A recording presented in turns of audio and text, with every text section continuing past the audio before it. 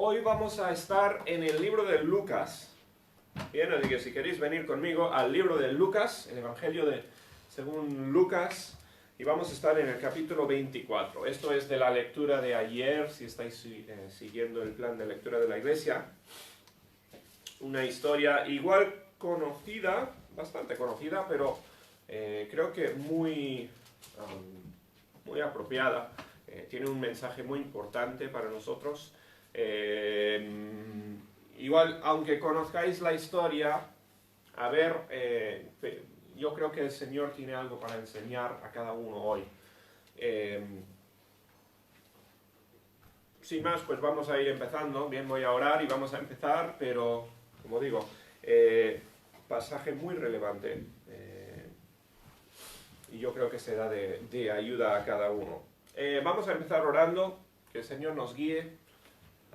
Y después pues vamos a ver esta historia de la vida del Señor Jesús y ver qué tiene para nosotros, para aplicar a nuestras vidas hoy. Nuestro Padre, te damos tantas gracias por tu amor, por lo que has hecho en nuestras vidas. Gracias por tu paciencia con nosotros. Pedimos que tú nos ayudes a glorificarte en todo lo que hacemos.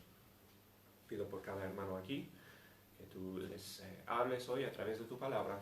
Pido que me ayudes a mí a no estorbar lo que quiere decir el Espíritu Santo. Dame, Señor, claridad y ayúdame a comunicar correctamente el sentido el significado de este pasaje. Te lo pedimos todo en el nombre del Señor Jesús. Amén. Muy bien, entonces, bueno, en el capítulo 24 de Lucas, esto es después del evento más importante de la historia.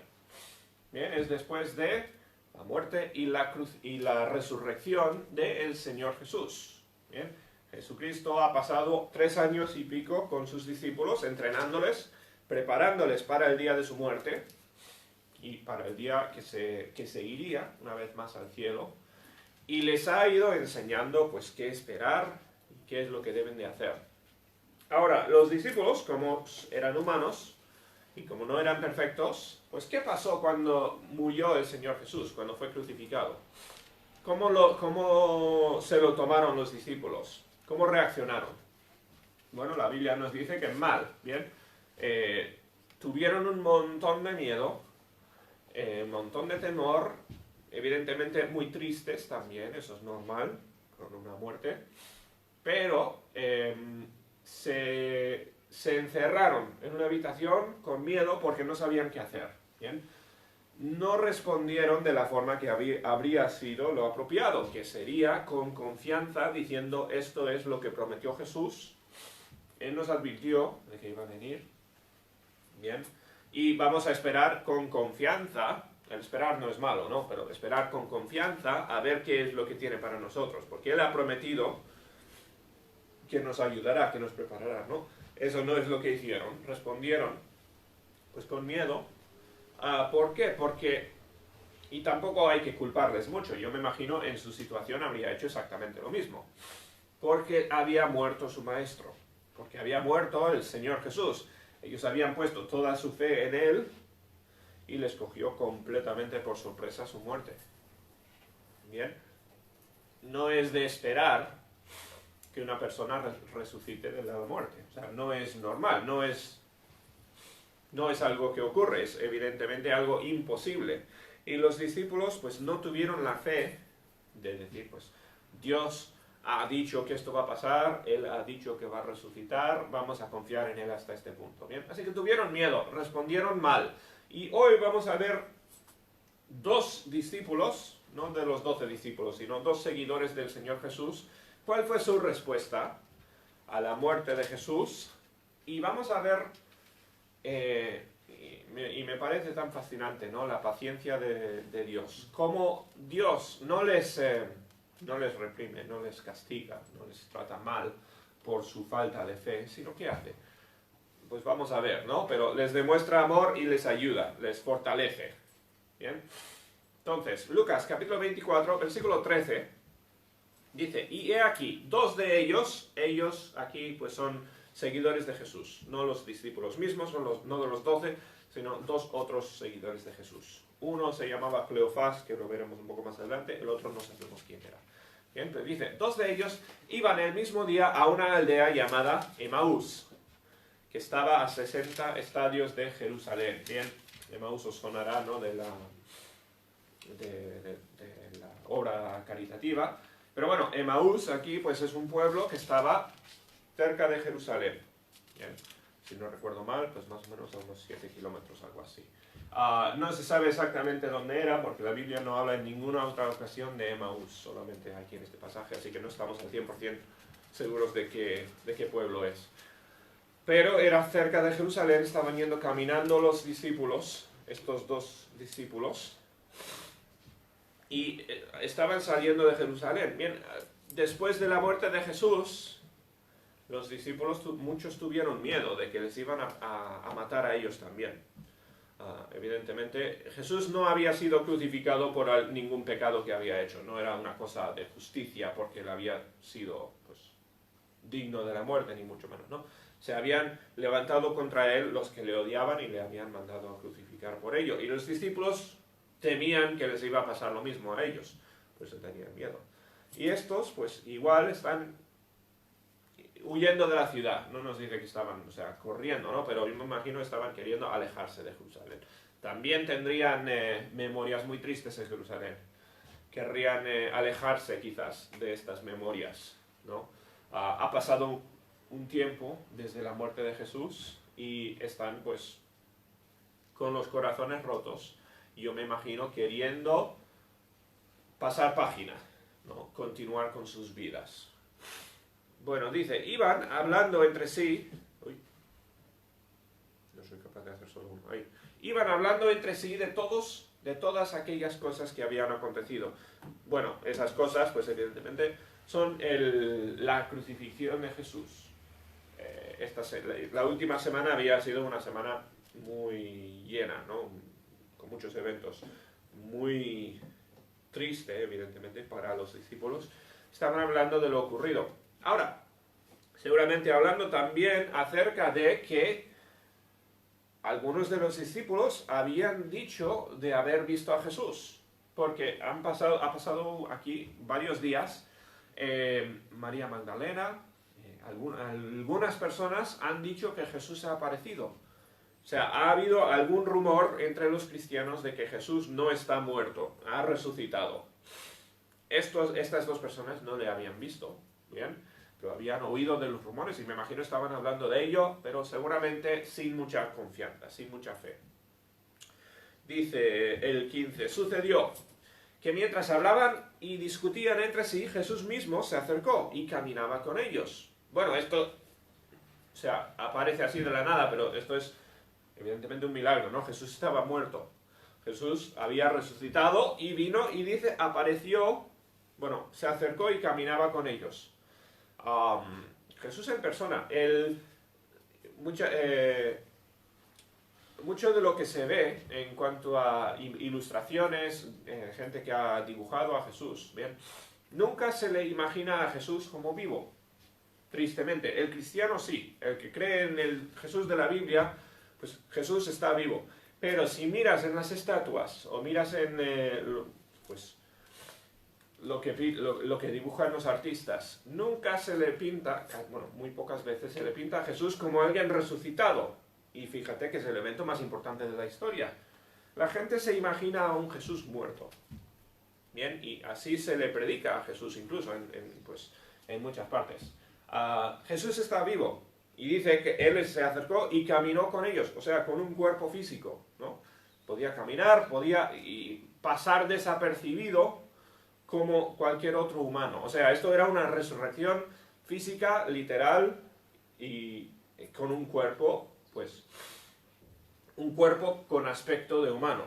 No estamos hablando de que Jesús apareció como un ángel o un espectro o algo así raro, ¿no? O sea, Jesús está aquí en presente, vivo, con un cuerpo físico, y dice que caminaba con ellos.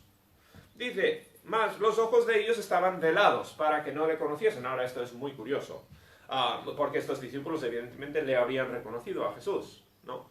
Eran seguidores suyos. Jesús sería la cara quizás más reconocible de todas las caras de Jerusalén en estos días. Y los discípulos dice que no le reconocieron. Esto al parecer es obra de Dios, es un milagro, ¿no? ¿Por qué? Bueno, yo me imagino para que tuviésemos esta historia, porque estos eventos después son para que aprendamos nosotros de ellos. La Biblia habla a veces de que las personas tienen los ojos velados. Debería ser muy, muy, muy claro que Jesús es la salvación, que Jesús es el camino al cielo. Pero somos como ciegos, ¿no? O como gente con un velo enfrente de los ojos, y no vemos. Y aquí hay un poco paralelos a mucha gente que rehúsa ver. Y es mejor pues pensar en alguien con velo que una persona ciega, porque un ciego no puede ayudar el hecho de que sea ciego. Una persona con algo enfrente de los ojos, pues la solución ¿cuál es? Quítate lo que tienes enfrente de los ojos para ver, ¿no? Pero aquí dice, sus ojos estaban velados para que no le conociesen. O sea, de alguna forma, Dios, a través de un milagro, hizo que estas personas no reconociesen a Jesús. O sea, Jesús está caminando con ellos. No es que era un cuerpo distinto, no es que Él era distinto, sino que ellos no pudieron reconocer a la persona que de normal le habrían reconocido. Bien. Dice el 17, y les dijo, ¿qué pláticas son estas que tenéis entre vosotros mientras camináis? ¿Y por qué estáis tristes? Bueno, están caminando y Jesús se une a la conversación y evidentemente ve que estas dos personas están muy tristes, ¿no? Se les nota, pues, de su forma de caminar, de su tono de voz, por la forma en que se conducen, pues, se ve que están tristes. Otra vez, esto ya lo dijimos al principio, porque están tristes, pues, lógico, ha muerto el Señor Jesús, ha muerto su Maestro. Nosotros también nos encontramos en o sea, la vida tiene muchas etapas, ¿no? Y muchas veces nos encontramos en momentos de tristeza, ¿verdad? Como estos hombres, pues, caminando por la vida, pues, en un momento difícil, en un momento de crisis. Jesús se les acerca, nota su tristeza y les dice, ¿por qué estáis tristes? Esta pregunta es un poco más profunda de lo que igual parece, porque como cristianos realmente no hay motivo por estar tristes. Ahora, no lo digo por decir que no se debería sentir emoción pues con el fallecimiento de una persona cercana a ti o algo así. No diciendo que no se puede sentir triste nunca, sino el cristiano realmente es una persona que no debería estar triste porque tiene tanto más de que estar contento de que estar triste. ¿Bien?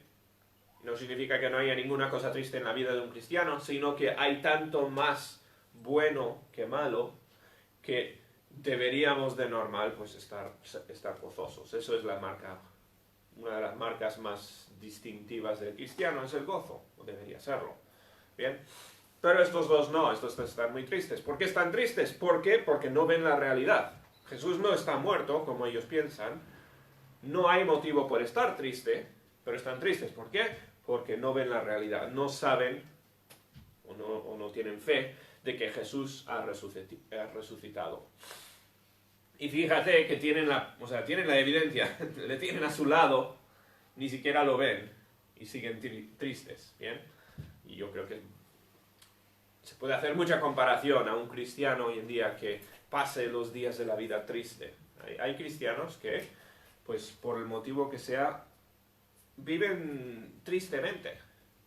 Y no debería ser así. Son como estas personas que tienen al lado al Señor Jesús mismo, no le ven y caminan en tristeza completamente pues innecesaria.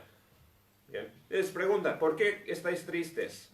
Respondiendo uno de ellos, que se llamaba Cleofás, le dijo, ¿eres tú el único forastero en Jerusalén que no has sabido las cosas que en ella han acontecido en estos días? Le miran un poco raro y le dicen, oye, ¿tú no vienes también con nosotros de Jerusalén? ¿Tú no sabes lo que ha ocurrido en estos días?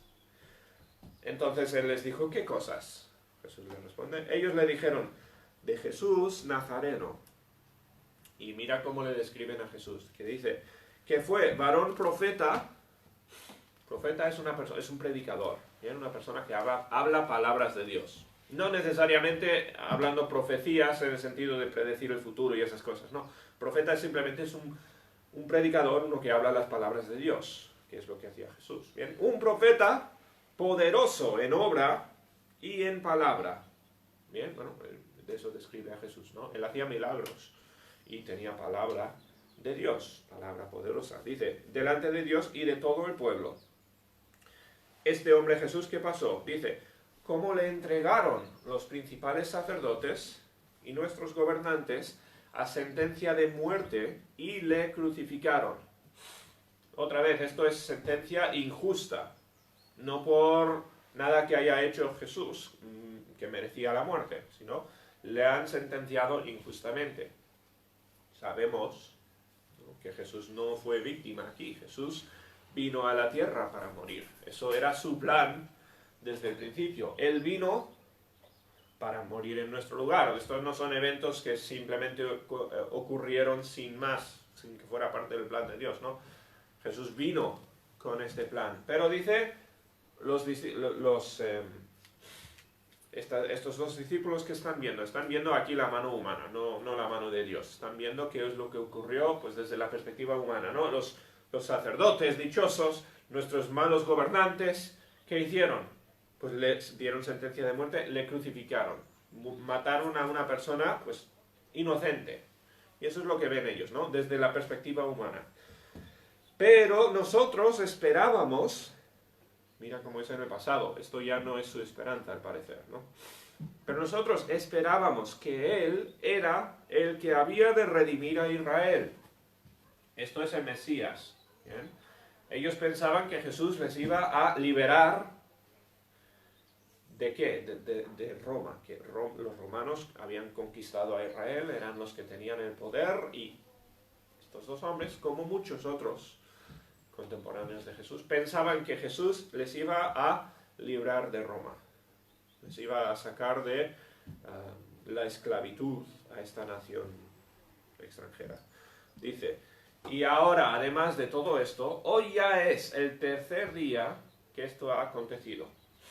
Hace 3 días ya que murió, 3 días no ha pasado nada, 3 días de esperar y no ha habido nada, así que están decepcionados, ¿no? Están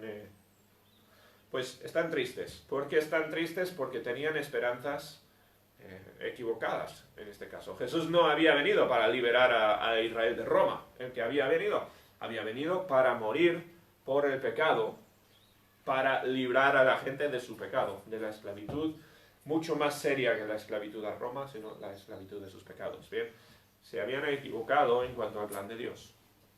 Tenían su propio plan en mente y no entendían cuál era el plan de Dios. Ahora, no lo digo para culparles. Muchas veces nos equivocamos, ¿no? Muchas veces vemos con ojos humanos los eventos y nos parece una equivocación, nos parece algo pues que no ha ocurrido según lo que debería ocurrir, ¿verdad? ¿Quién aquí puede mirar a su alrededor y ver injusticias, cosas que han pasado que no deberían pasar? Pues tristemente el mundo está llenísimo de injusticias, ¿no? Y está lleno de eventos pues malos, cosas que no deberían ser. Bien. Y si miramos con ojos humanos, ¿qué va a pasar? Pues nos vamos a decepcionar, vamos a estar tristes, es igual, exactamente como estos hombres, ¿no? Vamos a responder de la misma forma y vamos a salir cabizbaja, triste. ¿Por qué? Porque a nuestro alrededor vemos lo malo. Bueno, estos pobres hombres están así. Dice, aunque también nos han asombrado unas mujeres de entre nosotros, las que antes del día fueron al sepulcro. Es muy curioso, esto no tiene tanto que ver con el pasaje aquí, es nota aparte, pero se habla mucho, bueno, es indiscutible, ¿no?, que nuestra sociedad ha cambiado mucho. Hoy en día se le da, incorrectamente, a la mujer muchísimo más valor que lo que se le daba en el pasado, ¿bien? Se habla mucho, ¿no?, del machismo del pasado o de las desigualdades del pasado, y es verdad, han cambiado mucho las cosas, ¿bien? Y por el bien. Y se habla muchas veces de que la Biblia es un libro machista, un libro que habla de hombres, ¿no? Eso pues lo han dicho muchas personas. Es muy curioso. Evidentemente las personas en los tiempos de la Biblia pues seguramente eran pues, bastante machistas, ¿bien? Si lo comparas a lo que entendemos hoy de la igualdad y todo esto, pues eran tiempos donde no se infravaloraba a la mujer, ¿bien? Es el pasado. Pero es muy curioso que en la Biblia, para el evento más importante de toda la historia, bien, la resurrección del Señor Jesús, ¿a quiénes apareció Jesús primero? Fue a varias mujeres. Bien, y hay tres, creo que tres mujeres diferentes, y fueron los primeros en ver el testimonio del Señor Jesús. Ahora, ¿esto por qué es importante? No es, yo creo, porque a Dios le preocupaba ni mujer, ni hombre, ni machismo, ni nada de esto. No creo que fuera para nada el caso. Dios no valora a uno más que al otro, o sea, a hombres o mujeres o cosas así. Jesús lo hizo en su sabiduría, bien, quizás porque estas mujeres eran las que tenían más fe, eran las que más estaban esperando, y yo no sé el porqué de que ocurrieron así las cosas, ¿no? Pero para los que dicen que se inventa la idea de la resurrección, o sea, los que no creen en la resurrección, que creen que esto es una fábula y creen que pues, realmente no ocurrieron estas cosas, pues los que lo dicen, también dicen que cuando se inventó esta fábula, ¿quiénes son los primeros que se enteraron de ello? Las mujeres aquí. Que no sería, o sea, nunca tendría sentido que en una idea falsa, si quieres propagar una mentira como la de la resurrección de Jesús, nunca se habría acreditado sobre las palabras de mujeres. Bien, como digo, en estos tiempos antiguos, no se habría inventado una mentira de esta forma, donde las mujeres tuviesen toda la preeminencia, o sea, fuesen los que lo vieron primero y la palabra de la resurrección, confianza en la resurrección, se basaba en la confianza en la palabra de estas personas, ¿no? Para mí esto es evidencia clarísima de que ocurrió exactamente como la Biblia dijo. Dios decidió en su sabiduría, pues, quiénes iban a verle primero. Como digo, no por ser ni hombres ni mujeres, yo no estoy dando importancia a eso, ¿no? Sino que Dios lo hizo así y es una evidencia clarísima de que esto no es una fabricación, esto no es una cosa falsa. ¿Vale? Aquí,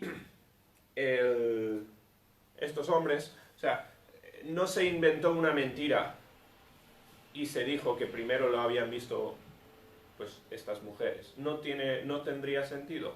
¿Bien? En la cultura de estos tiempos, la gente no habría creído a tres mujeres. La única explicación aquí es que fue exactamente como ocurrió. O sea, la Biblia está contando la verdad. Eso es la respuesta simplemente más lógica de todas. Pero bueno, como dijo, eso es un poco nota aparte. Están hablando esto, ¿no? De que unas mujeres de entre nosotros, las que antes del día fueron al sepulcro, fueron al lugar donde le habían enterrado a Jesús, dice, y como no hallaron su cuerpo, vinieron diciendo que también habían visto visión de ángeles, quienes dijeron que él vive. Estas mujeres fueron las que trajeron las noticias de que había resucitado el Señor Jesús. Habían visto ángeles que decían que no estaba el Señor Jesús. Dice, y fueron algunos de los nuestros al sepulcro y hallaron así como las mujeres habían dicho, pero a él no le vieron. O sea, comprobaron, ¿no? Lo que habían dicho estas mujeres, comprobaron que el Señor Jesús ya no estaba en la tumba, algo había ocurrido. Entonces, esto lo están contando los dos hombres, no porque lo creen, no están diciendo que lo creen, porque están tristes, ¿no? Tienen la cabeza baja. Están contando, como intentando decir qué es lo que está pasando aquí, por qué, estarán locos todos estos. O sea, están comentando de ello como noticias, pero siguen con la cabeza baja, ¿no? Siguen tristes, no han creído en la resurrección de Jesús. Como digo, aunque le tengan justo a su lado, no le ven. Entonces él les dijo, Jesús les responde y dice, oh insensatos y tardos de corazón, para creer todo lo que los profetas han dicho.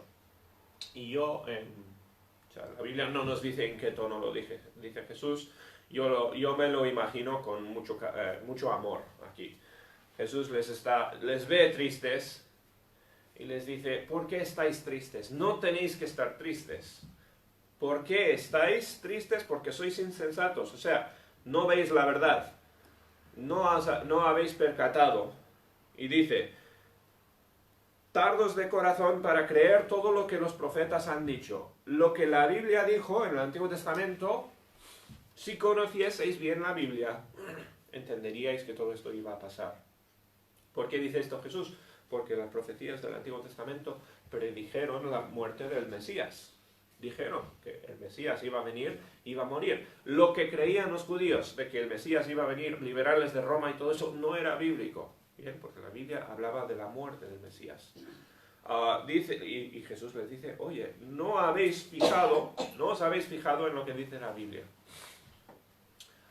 Muchas veces, bueno, yo simplemente digo, no es por criticar a estas dos personas. Nosotros todos somos muy rápidos a creer lo que nos apetece creer.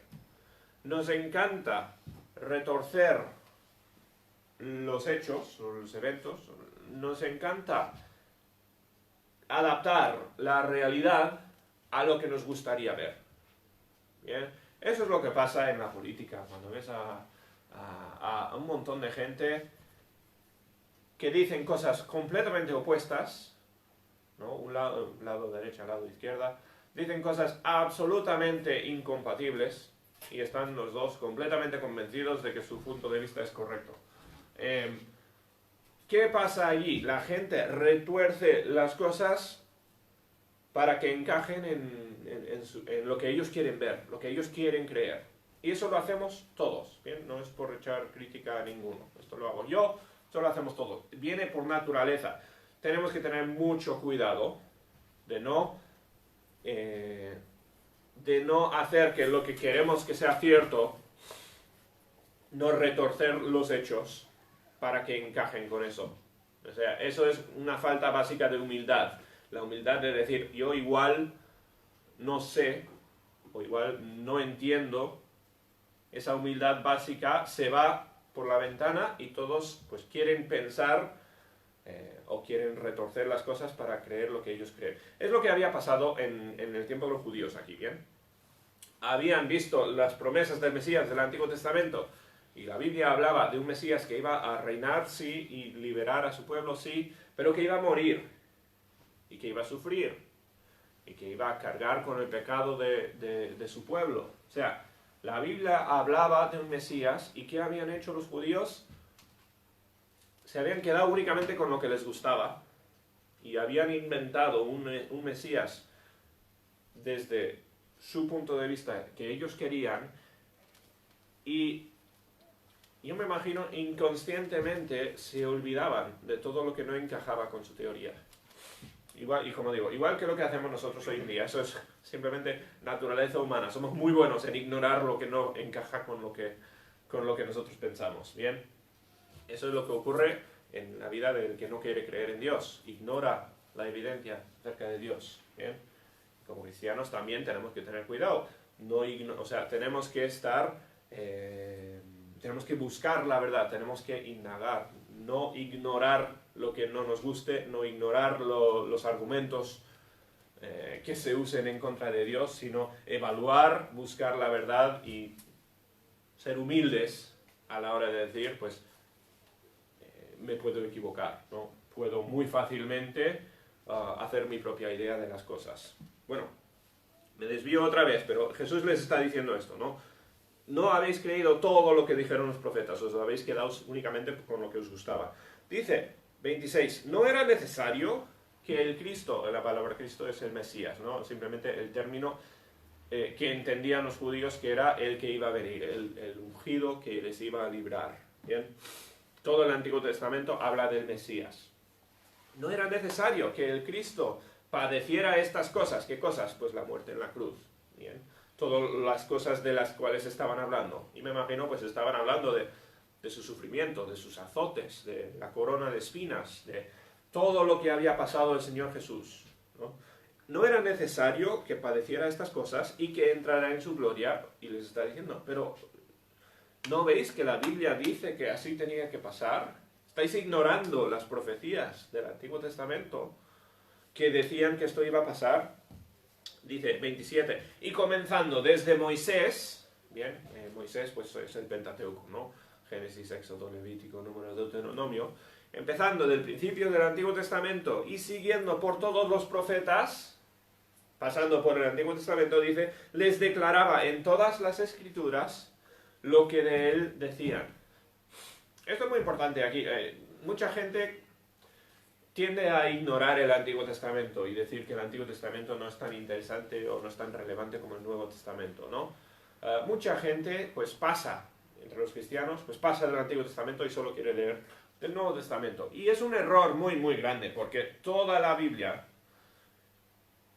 incluyendo el Antiguo Testamento, habla del Señor Jesús. Y desde Génesis hasta Malaquías, todo el Antiguo Testamento está repleto de referencias al Mesías.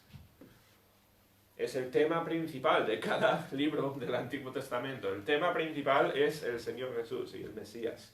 Y Jesús les empezó a contar, mira, aquí en el libro de Levítico, cuando habla de los sacrificios, cuando habla de el cordero que es inmolado, que carga con los pecados de su pueblo, o sea, se le pone a este cordero los pecados y se mata el cordero. O sea, eso es una referencia al Mesías. Y va al libro de Isaías y dice, y creo que tengo aquí apuntado, sí, Isaías 53, ¿no? Igual Jesús les llevó a este pasaje. Y dice, cuando Isaías dice que el Mesías será despreciado y desechado entre los hombres, varón de dolores, experimentado en quebranto, estos no son cosas que describen a un rey conquistador que va a librar a su gente de la tiranía, ¿no? Esto está hablando de una persona maltratada, una persona que sufre. Dice, y como que escondimos de él el rostro, exactamente lo que pasó en los tiempos de Jesús, ¿no? Los discípulos le abandonaron, no le quisieron, o sea, se fueron huyendo por temor. Dice, escondimos de él el rostro, fue menospreciado y no lo estimamos. Esto está describiendo a Jesús en la cruz, ¿no? Ciertamente, dice, llevó él nuestras enfermedades, sufrió nuestros dolores. No dice que sufrió enfermedades y sufrió dolores, simplemente, ¿no? Que sufrió nuestras enfermedades y nuestros dolores. Nosotros le tuvimos por azotado, por herido de Dios y abatido. Él está sufriendo todo lo que son nuestros sufrimientos. Jesús está cargando con nuestro pecado. Y todo esto viene de Isaías, ¿no? Esto es del Antiguo Testamento. Dice, mas él herido fue por nuestras rebeliones. Otra vez, Jesús no es víctima aquí. Él lo está haciendo, está cargando con nuestro pecado. Está cargando con todo lo que hemos hecho nosotros de mal, que nosotros merecemos el castigo de Dios, Jesús lo está tomando sobre sí. Molido por nuestros pecados. ¿Cuántas veces ha dicho ya nuestros, no? O sea, la razón por la cual se fue Jesús en la cruz, somos nosotros. Dice, el castigo de nuestra paz sobre él, el cristiano puede tener paz, ¿no? Jesús es el príncipe de paz, él es el que da la paz. Pues el precio de esa paz fue la muerte de Jesús. Dice, y por su llaga fuimos nosotros curados. Nosotros merecíamos azotes, castigos por nuestro pecado, pero cuando Jesús fue azotado, nosotros fuimos curados. Todo esto otra vez es del Antiguo Testamento. Está hablando del Mesías, el Señor Jesús. Dice, todos nosotros como nos descarriamos como ovejas. Esto es, nos separamos, ¿bien? Es como lo que ocurre cuando hay una manada de ovejas y no hay un pastor. ¿Qué pasa? Las ovejas se esparcen. Dice, cada cual se apartó por su camino, mas Jehová cargó en él, en el Mesías, en el Señor Jesús, el pecado de todos nosotros. O sea, esto no está adaptado, esto viene directamente del libro de Isaías.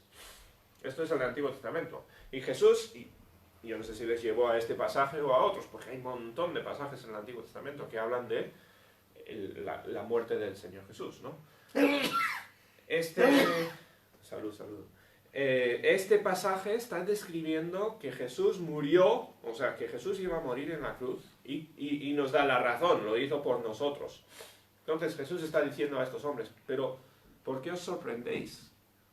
Decís que no, que pensabais que Jesús era el Mesías, pero os habéis sorprendido, decepcionado porque murió. Pero es que no conocéis la Biblia. Eso es lo que la Biblia dijo que iba a ocurrir con el Mesías. ¿Bien? Eso es. Y yo me imagino a Jesús, pues como el mejor maestro del mundo, explicándoles todos estos pasajes. ¿Qué es lo que decía la Biblia? Y diciendo, oye, es que tenéis que tener tanto cuidado, porque ignoráis lo que no os apetece.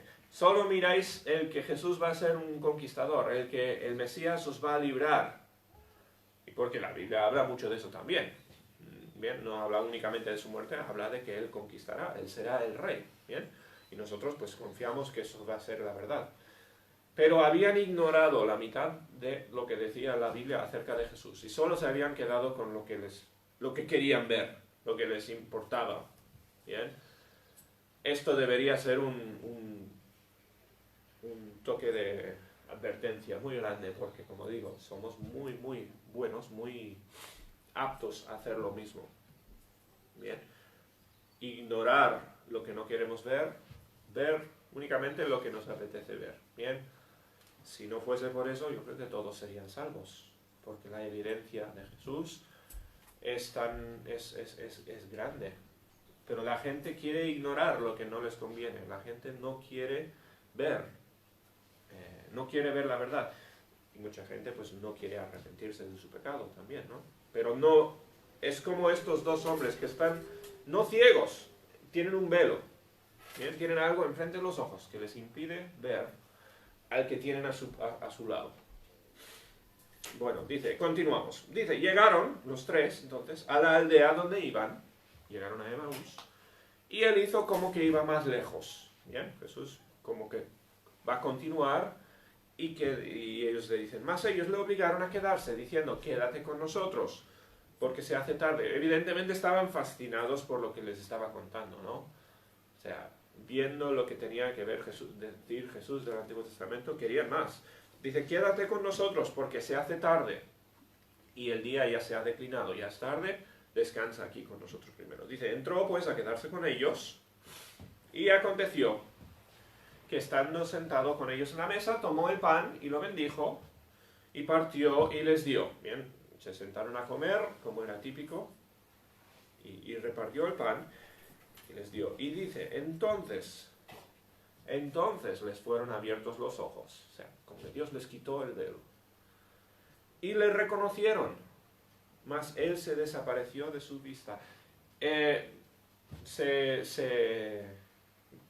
Cuando se habla de esta historia, ¿no? Muchas veces se dice, cuando Jesús repartió el pan, ahí es donde vieron las marcas en sus manos, algo así. Que puede ser, pero evidentemente no fueron las marcas de las manos lo que les hizo reconocer a Jesús. Es que dice que Dios les abrió los ojos, Dios les reveló, les dejó ver quién era el Señor Jesús, les quitó el velo. Le reconocieron, mas él se desapareció de su vista. Y esto es lo que ocurre cuando cualquier persona reconoce a Cristo.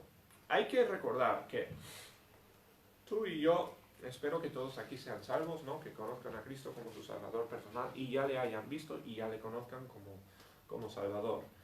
Pero antes de ser salvos, todos teníamos un velo, ¿bien? Todos nosotros éramos como estos dos discípulos que solo veían lo que querían ver. Y el resto tapado, ¿bien? Es como pues tener gafas o tener ranuras muy, muy, muy pequeñas por las cuales ver. Únicamente ves un poquito de la historia y todo lo demás está tapado. ¿Bien? Los discípulos eran así, solo veían un poquito de lo que decía la Biblia acerca del Mesías y es más, solo veían lo que querían ver. Nosotros, y digo el mundo, pero todos nosotros somos iguales. muy fácilmente, únicamente vemos lo que queremos ver acerca de Dios. Y muchas veces hablo con alguien inconverso y me dice, no, pues yo solo veo de Dios maldades, yo solo veo pues un mundo malo, un mundo de injusticia, un mundo con terremotos, un mundo con guerras y desastres y pandemias y todas estas cosas, ¿no? Solamente veo las cosas malas. ¿Y qué es lo que está pasando allí? O sea, la gente tiene los ojos velados, no ve toda la realidad y ve solo un poquito, como estas personas. Y no reconocen al Dios de la Biblia, no reconocen la verdad entera. Pues nosotros éramos así, y por naturaleza pues seguimos siendo así, bien, es nuestra tendencia, hasta que Dios quite ese velo y Dios ilumine a la persona. Cuando alguien es salvo, no es salvo por su propia cuenta, no es salvo porque indaga y al final lo resuelve todo en la mente y se convierte. Uno es salvo porque el Espíritu Santo le ilumina, le quita el velo y le deja ver, la verdad y la salvación. Por eso cuando oramos por las personas a nuestro alrededor, personas que pues oramos por su salvación, pues estamos orando a Dios y diciendo, Dios, por favor, ayúdales, ¿no? Ayúdales a ver, quítales este velo para que reconozcan la verdad entera, porque nuestra naturaleza como humanos es tan limitada, es tan mala, que vemos todos muy parcialmente. Vemos todos como si fuera con un velo. En fin, esto es muy... es como mucho metáfora. Lo que ocurrió aquí como está descrito, pero está describiendo un proceso en sus corazones. Y dice, les fueron abiertos los ojos, le reconocieron a Jesús como quien era, le reconocieron como el Mesías, como el que tenía que morir y resucitar, porque es lo que había dicho la Escritura. Le reconocieron a Jesús en su plenitud. ¿Bien? Y en cuanto ocurrió, dice, Jesús ya se fue, desapareció de su vista. O sea, se había cumplido lo que él quería. Ya no se quedó más y se fue a otra parte, porque ya estas personas le habían visto. ¿Bien? Cumplió Jesús un poco con su propósito, el propósito de haber quedado con estas personas. Podría haberse quedado con ellos, ¿no? Y seguir hablando y seguro que les habría encantado. Pero se fue porque ya habían sido abiertos sus ojos, ya habían reconocido a Jesús por quien era. Y eso era lo que quería Jesús. Bien. Dice el 32, se decían el uno al otro. O sea, yo no me imagino un poco lo que sería para estas dos personas diciendo, ¿cómo es que no le reconocimos a Jesús? Bien, y como digo, yo me imagino que por ahí había un milagro, pues porque lo normal habría sido reconocerle, ¿no? Pero dicen, ¿cómo hemos sido tan ciegos? ¿Cómo es que no vimos la verdad? ¿No ardía nuestro corazón en nosotros mientras nos hablaba en el camino y cuando nos abría las Escrituras? El que ha sido salvo mira atrás y dice, ¿cómo es que no vi la verdad hace mucho tiempo? ¿Cómo puede ser que haya pasado tanto tiempo, tanto he desperdiciado la vida, viviendo como si fuera con un velo? O sea, y miras atrás y dices, no entiendo por qué. Lo mismo con estas personas, ¿no? No ardía en nuestro corazón, o sea, no notábamos que era la verdad. ¿Cómo es que no le reconocimos? Dice, y levantándose en la misma hora, volvieron a Jerusalén. Fíjate que habían hecho una caminata larga, ya era tarde cuando llegaron, ¿y qué hicieron? Pues se volvieron corriendo a Jerusalén. ¿Por qué? Porque, o sea, esto era transformativo. Otra vez se puede hacer aquí un poco como paralelos, ¿no? Habían huido de Jerusalén,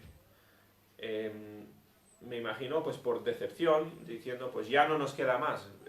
Teníamos la confianza en Jesús, pero no nos ha servido de nada y iban a vivir sus vidas, ¿no?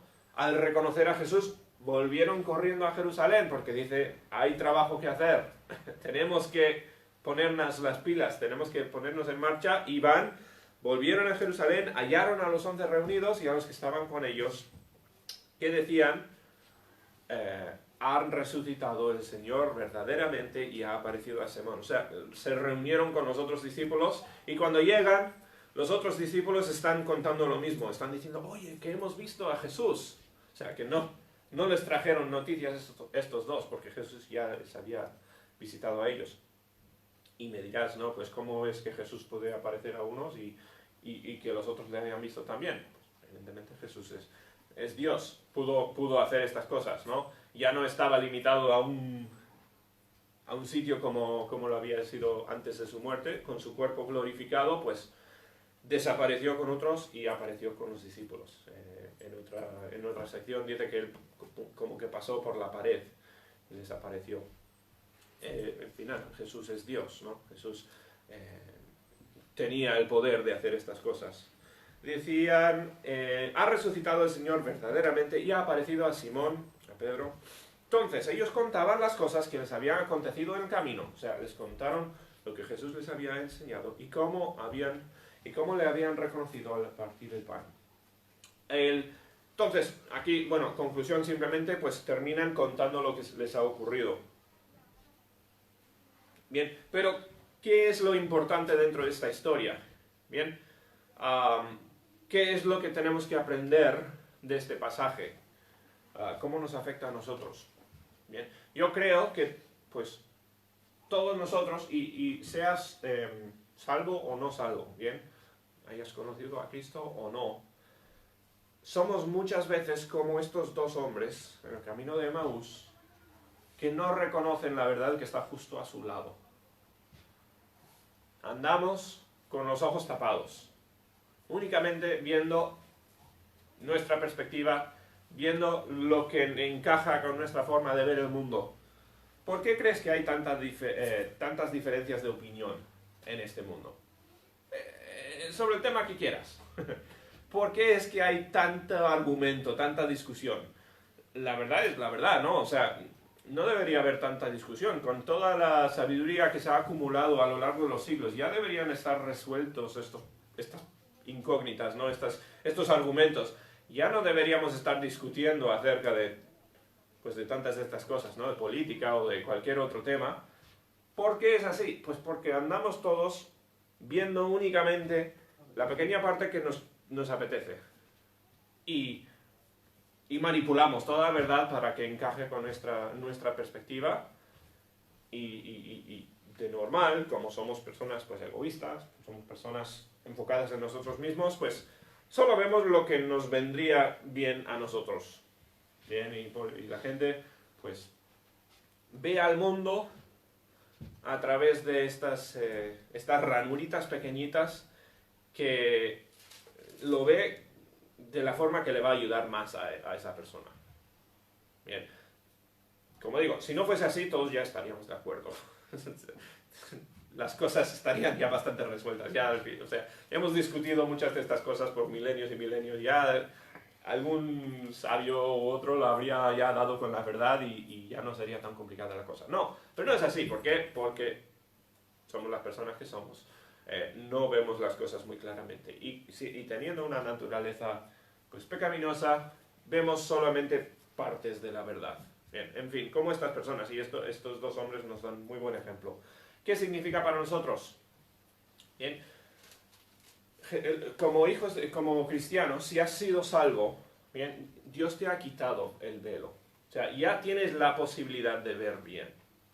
El que no es salvo, ni siquiera se le puede culpar, porque está caminando, está intentando discernir la verdad con los ojos tapados. Bien. Dios es el único que puede quitar ese velo. Dios es el único que puede iluminar y ayudarnos a enseñar a ver la razón. Así que, o sea, no tiene mucho sentido criticar a la gente por ser ciegos, por no ver. No tiene mucho sentido. ¿Por qué? Porque, como digo, está casi fuera de su control. No pueden pensar de otra forma. No tienen la capacidad. ¿Por qué? Porque andan velados. Igual que los dos hombres estos antes de reconocer a Jesús. Podemos orar por ellos. ¿Y orar cómo? Que Dios les quite ese velo y les dé sabiduría y los ilumine. ¿Bien? Eso viene pues con la salvación. Pero incluso después de ser salvos, toda la vida tendremos que luchar contra esta tendencia de ver las cosas parcialmente. Bien, estas dos personas conocían la Biblia, ¿no? Conocían las profecías del Señor Jesús, conocían acerca del Mesías, o sea, habían estudiado la Biblia, no estamos hablando aquí de ignorantes ni mucho menos, pero solo se habían quedado con lo que les apetecía, lo que les correspondía. Y como cristianos tenemos que luchar continuamente contra esa tendencia. ¿Bien? Y yo mencioné antes, esto es lo opuesto a la humildad. Por naturaleza pensamos que somos pues, más inteligentes de lo que somos. Pensamos que lo entendemos todo mucho mejor de lo que en realidad lo entendemos. La respuesta, ¿y cómo puedes evitar eso? O sea, es muy fácil decir, ¿no? Pues míralo todo, intenta abrir los ojos y mirar todas las perspectivas y llegar a la verdad, abre los ojos un poco. Es muy fácil decir eso, pero ¿cómo podemos aprender a hacer eso? A través de la humildad. ¿Bien?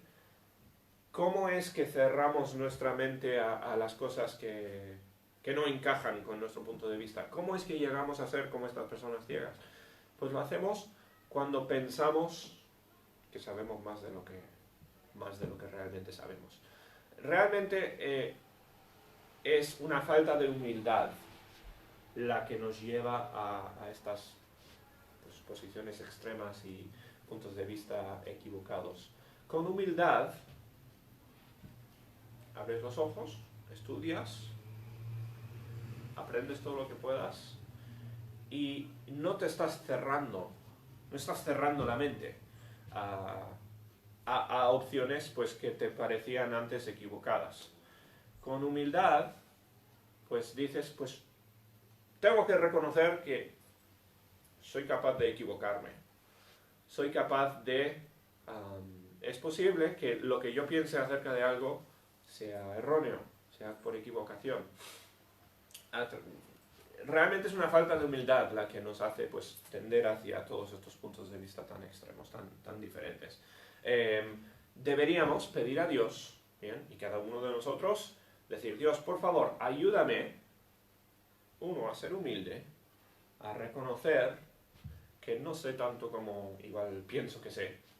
Necesito aprender, necesito entender más. Bien. Ayúdame a aprender, ayúdame a ver la verdad. Ayúdame, Dios, a saber lo que es cierto. Y Dios contestará tu oración. Dios no quiere que andemos con velo. Dios no quiere que nos equivoquemos. Dios quiere que encontremos y sigamos la verdad. Y Él es el que nos puede abrir los ojos. Igual que con estos hombres, bien, Dios les quitó el velo, Dios les permitió reconocer al Señor Jesús. Pues lo mismo con nosotros. Si has sido salvo, es porque Dios te ha dejado entender, te ha abierto los ojos para ver la verdad. Y si eres salvo y todavía te falta por aprender, pues pídele a Dios que te ayude a aprender más, que te ayude a ver lo que es cierto. ¿Bien? Que te dé humildad. Todos necesitamos más humildad. Todos necesitamos más. Es decir, Dios, necesito tu ayuda para ver las cosas bien. Así que bueno, aplicación, que Dios nos ayude. Dios nos ayude a abrir los ojos. Bien. Únicamente Dios es capaz de enseñarnos. Únicamente con Él podemos aprender la verdad. Así que mi oración por vosotros, mi deseo por vosotros y para mí mismo, es que Dios nos ayude a indagar, a encontrar lo que es cierto. Bien, cuando lo veamos, cuando lo sepamos, pues como estos discípulos, ¿no? Su reacción instantánea, ¿cuál fue? Correr hacia Jerusalén, vamos a hablar, o sea, vamos a servir a Dios.